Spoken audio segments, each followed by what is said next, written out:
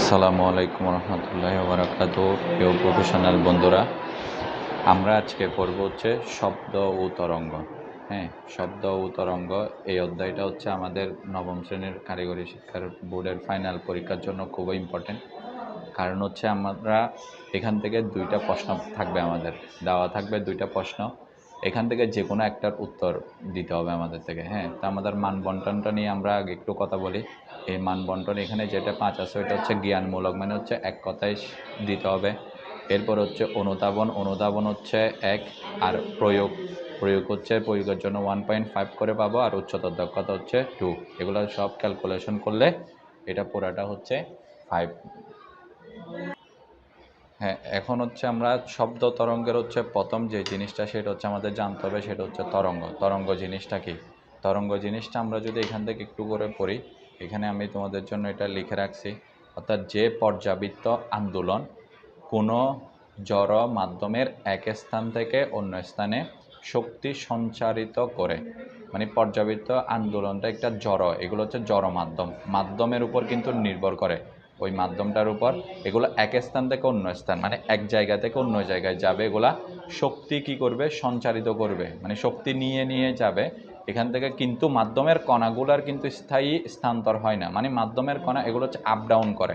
মানে আমরা যদি এখানে যদি একটু করে বলি, এই যে আমি যদি এখানে দেখাই, এখান থেকে হচ্ছে শক্তির কণাটা আপ ডাউন করবে। মনে করো এই এরকম একটা যদি এখানে যদি তরঙ্গ থাকে, এখানেরটা এখানে থাকবে, এই যে এটা এটা এখানে থাকবে, মানে এগুলো শক্তির কণা উপরে থাকবে কিছু, এরপর এদিক দিয়ে কিছু নিচে থাকবে। হ্যাঁ, আবার এদিক দিয়ে উপরে উঠবে শক্তির কণাগুলা, আবার এদিক দিয়ে একটু নিচে থাকবে, এরকম করে করে এগুলা স্থায়ী স্থানান্তরিত করে না, কিন্তু শক্তির কি হয়? সঞ্চারিত হয়। তাকে বলা হয় হচ্ছে তরঙ্গ।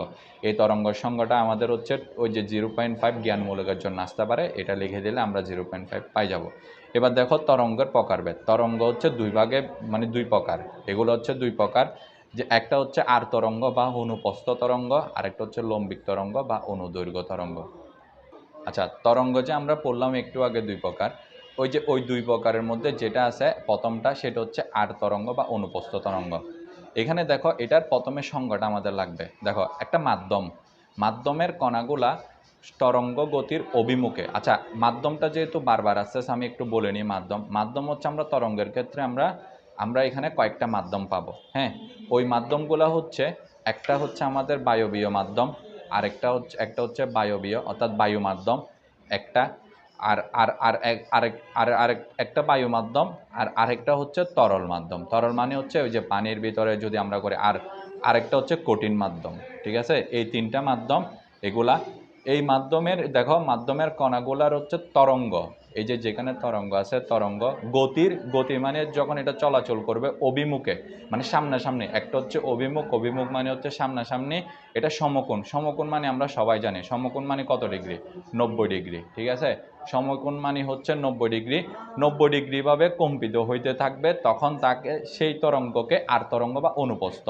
অনুপস্থ মানে দেখো, পস্থ মানে কি? পস্থ মানে হচ্ছে আমরা এদিকেও আছে এদিকেও আছে, পস্থ মানে এই অনুপস্থ, এরকম এরকম।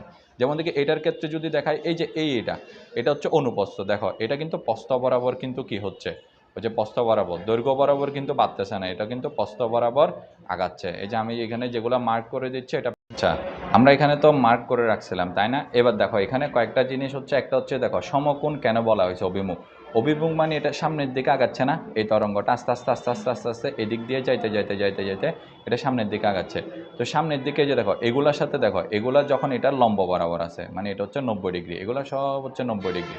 90 ডিগ্রি, এই জন্যই হচ্ছে এটা অভিমুখের সাথে। মানে আমি যদি এখানে যদি একটা যদি হিসাব করি, এটা একটা অক্ষ বরাবর হিসাব করলে, এটাও যদি একটা অক্ষ বরাবর হিসাব করে, এটার সাথে এই কণাটা পুরা 90 ডিগ্রি অ্যাঙ্গেলে আছে।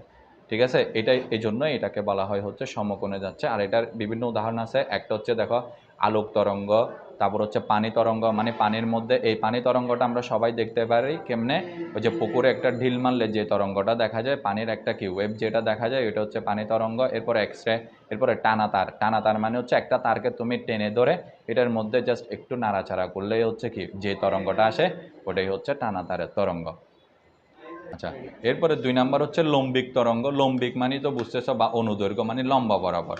এটা হচ্ছে কি মাধ্যমের কণাগুলা তরঙ্গের গতির অভিমুখে সমান্তরাল। সমান্তরাল মানে হচ্ছে এখানে যেখানে আসবে ওই সমান্তরালে কম্পিত হইতে থাকবে, মানে কম্পনটা দিবে। কম্পিত মানে কাঁপতে থাকবে। কম্পিত হইতে থাকলে সেই তরঙ্গকে লম্বিক বা অনুদৈর্ঘ্য তরঙ্গ বলা হয়। এটা আর যেটা আমরা আর তরঙ্গ বলছিলাম বা অনুপস্থ তরঙ্গ, সংজ্ঞাটা পুরাই মানে কি সেম রাখার চেষ্টা করছি আমি। সবগুলো একটা শিখলে আরেকটা হয়ে যাবে। শুধু মাথায় রাখতে হবে যখন অনুদৈর্ঘ্য তরঙ্গ আসবে তখন এখানে সমান্তরাল হবে, আর যখন অনুপস্থ হবে এখানে তখন এখানে কি হবে, সমকোণ হবে। আর বাকি সব সেম। এখানে যেমন থেকে শব্দ তরঙ্গ, আমরা যেরকম একটা শব্দ যদি উচ্চারণ করতেছি আমরা এখানে, তোমরা যখন একজন আরেকজনকে যখন কি ভয়েস সেন্ড করো তখন দেখবা যে হচ্ছে ঠিক এরকম একটা কম্পনটা হয়। আমাদের এখানে যেরকম আছে, তারপর বাঁশির সুর, তারপর হচ্ছে ঢোলের বাড়ির শব্দ, স্প্রিংয়ের সৃষ্ট তরঙ্গ, এগুলা। আচ্ছা, এখানের মধ্যে যে জিনিসটা আছে সেটা হচ্ছে তরঙ্গ। তরঙ্গ কিছুটা থাকে হচ্ছে প্রসারিত, আর কিছুটা থাকে হচ্ছে সংকুচিত, মানে কিছুটা একটু স্পেস থাকে আর কিছুটা একটু মানে লেগে লেগে যায়। এখানে যেমন থেকে আমি এখানে লিখে রাখছি, দেখো একটা হচ্ছে প্রসারণ, একটা সংকোচন, আবার একটা প্রসারণ, আবার একটা সংকোচন। এই একটা প্রসারণ একটা সংকোচন মিলেই হচ্ছে একটা পুরো একটা তরঙ্গটা কি হয়, সৃষ্টি হয়। মানে সংকোচন, এটা হচ্ছে প্রসারণ, এটা হচ্ছে সংকোচন প্রসারণ মিলে এটা পুরাটা কি হয়, এটা সংকোচন হয়। এর আগে যেটা করছিলাম আমরা আর তরঙ্গের ক্ষেত্রে, এটা এখান থেকে শুরু করে একবার এদিক দিয়ে উপরে উঠবে, একবার এদিক দিয়ে নিচে নামবে। এই যে পুরা এটা হচ্ছে একটা হচ্ছে তরঙ্গ সম্পন্ন হচ্ছে, যেটাকে আমরা তরঙ্গ দৈর্ঘ্য বলবো, মানে ল্যামডা পরবর্তীতে।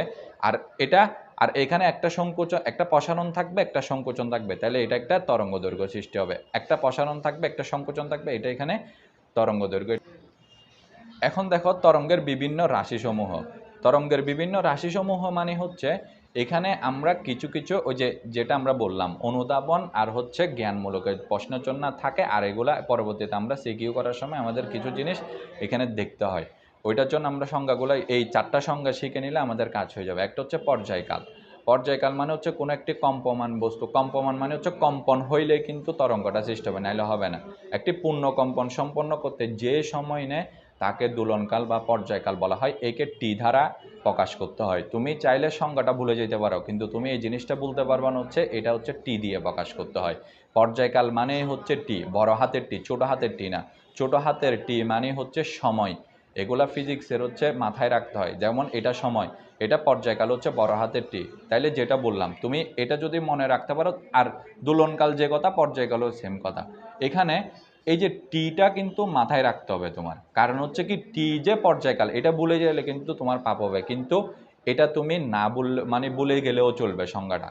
এরপরে দেখো কম্পাঙ্ক, 1 সেকেন্ড। কম্পাঙ্কর ক্ষেত্রে সবসময় হিসাব করা হয় 1 সেকেন্ড।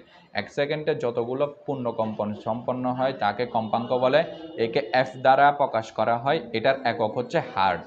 এটার একক হচ্ছে হার্জ।